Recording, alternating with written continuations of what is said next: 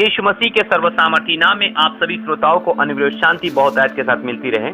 का वचन रोमियो की किताब में इस प्रकार से लिखा है, जो शरीर के अनुसार दिन काटते हैं वो शरीर के अनुसार जीते हैं, वे शरीर के अनुसार दिन काटेंगे, क्योंकि शरीर के अनुसार ही उनका दिन कट रहा है। लेकिन मेरे पे जो आत्मा से अपने देह की क्रियाओं को मारते हैं, मेरे पे उनके लिए परमेश्वर का वचन क्या कहता है कि उनके लिए परमेश्वर का वचन भला है।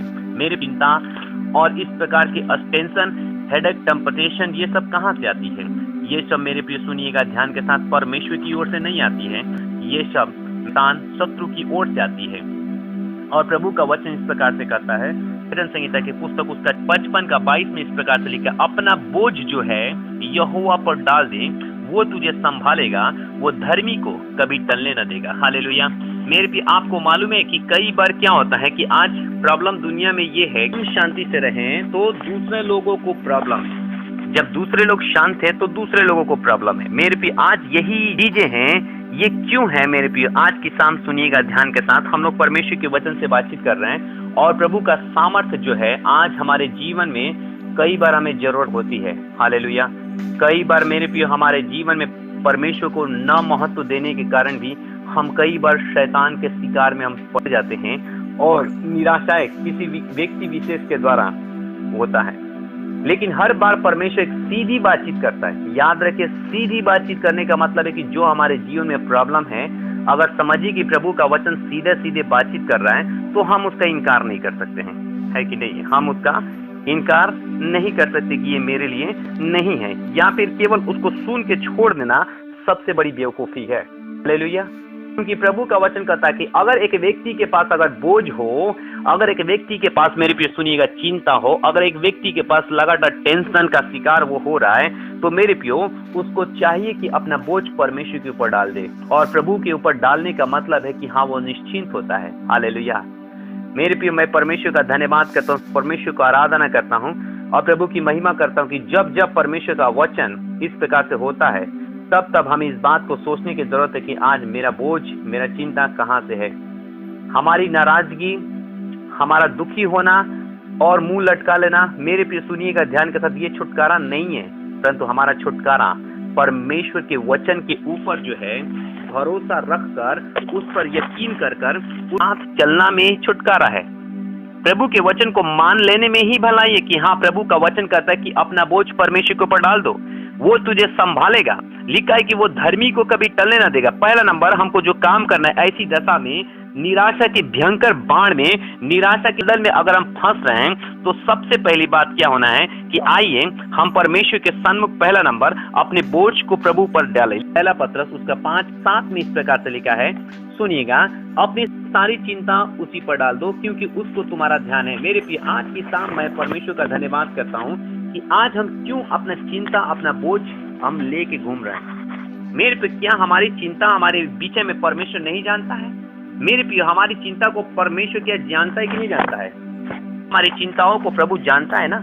हाँ, जानता है। फिर हम अपनी बोझ को, अपनी चिंताओं को क्यों इतना बोझ लेकर, हेडक लेकर क्यों अपना दिमाग अपना खर्च करते हैं? मेरे प्रियो, परमेश्वर का वचन यीशु समाचार में प्रभु यीशु मसीह ने स्वयं साफ साफ इस प्रकार से कहा है, तुम क्यों चिंता करते हो? आकाश के पक्षियों को देखो, वे न बोते हैं न काटते हैं, तो भी स्वर्गीय पिता उनको खिलाता है। हालेलुया। आज मेरे भी हम क्यों ना परमेश्वर के वचन पर भरोसा रखें और क्यों हम इस प्रकार की चिंताओं के द्वारा हम अपने जीवन को इस प्रकार से करें? क्योंकि चिंताएं जो है हमारे मन की आत्मिक दशा को मेरे पे सुखा देता है। हालेलुया। प्रभु का वचन इस प्रकार से कहता है कि अपनी सारी चिंता उसी पर डाल दो क्योंकि उसको तुम्हारा ध्यान है। हम सोचते हैं कि परमेश्वर को ध्यान ही नहीं है। हम प्रभु से प्रार्थना इतना करते हैं, प्रभु को, हम परमेश्वर का सेवक का ध्यान ही नहीं है। प्रभु के सेवक को लोग पीस के चला जाएगा, प्रभु के लोगों को लोग पीस के चल जाएगा, गाली दे के चल जाएगा, कुछ भी करके चल जाएगा, प्रभु को ध्यान ही नहीं। ऐसा कुछ नहीं है। हालेलुया। इस प्रकार से सुनिएगा ध्यान के साथ, सुसमाचार उसका 6:27 में लिखा है, तुम में से कौन है जो चिंता करके अपनी आयु का एक घड़ी भी बढ़ा सकता है? अपनी आयु का जो वर्ष है मेरे पे, एक घड़ी भी जब हम बढ़ा नहीं सकते हैं, मेरे पे भला चिंता करने की क्या जरूरत है? हालेलुया। मेरे प्रियो, मेरा उम्र 50 साल चाहे 60 साल चाहे 70 साल चाहे 80 साल, ज्यादा से ज्यादा 100 साल हम लोग जिएंगे, लेकिन मेरे प्रियो चिंता करके मैं बताना चाहता हूँ कि हम एक घड़ी भी हम नहीं बढ़ा सकते हैं। मेरे प्रियो, आइएगा अब सवाल ये है कि क्यों हमारे जीवन में चिंताएं आती है। रोमियो की किताब उसका 8 का 9 हम पढ़ेंगे। तो जबकि परमेश्वर का आत्मा तुम में बसता है तो तुम शारीरिक दशा में नहीं परंतु आत्मिक दशा में हो।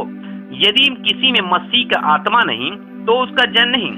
मेरे प्रियो सुनिएगा ध्यान के साथ, अब हम शारीरिक दशा में नहीं है, क्योंकि प्रभु का वचन पद 6 में इस प्रकार से लिखा है, क्योंकि शरीर पर मन लगाना तो मृत्यु है परंतु आत्मा पर मन लगाना जीवन और शांति है।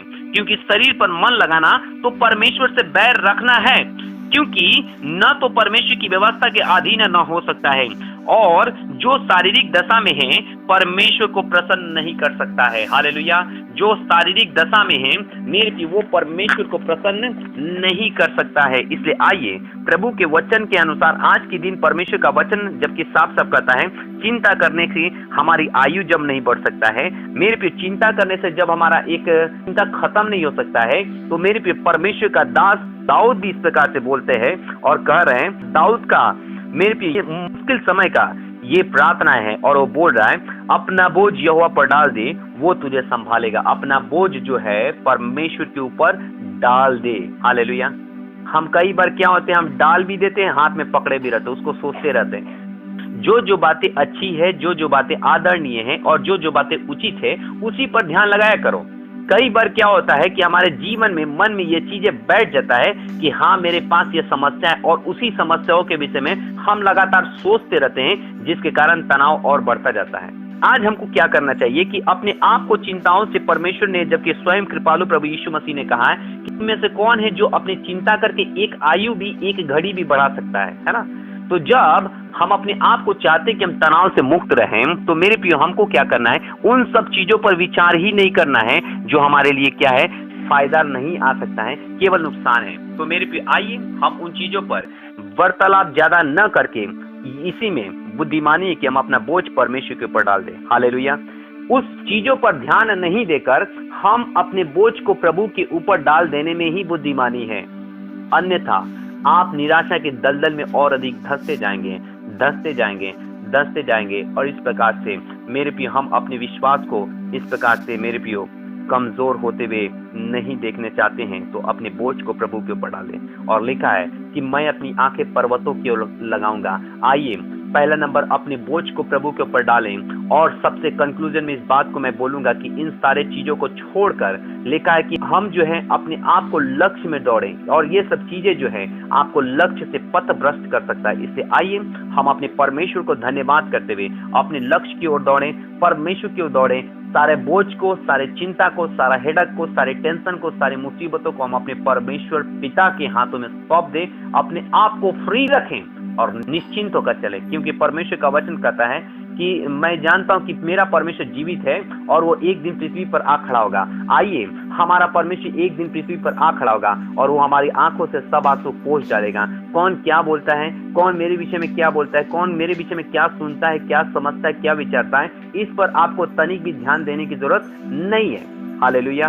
क्योंकि परमेश्वर का वचन इस प्रकार से लिखा है कि अपनी सारी बोझ जो है परमेश्वर के ऊपर डाल दो, यहोवा पर डाल दो। लिखा है वो तुझे संभालेगा। हमें संभालने के लिए परमेश्वर है। अपने आप में टेंशन लेके कोई व्यक्ति संभाल नहीं सकता है। बोझ लेकर कोई व्यक्ति अगर बिछिल रहा है तो संभाल नहीं सकता है।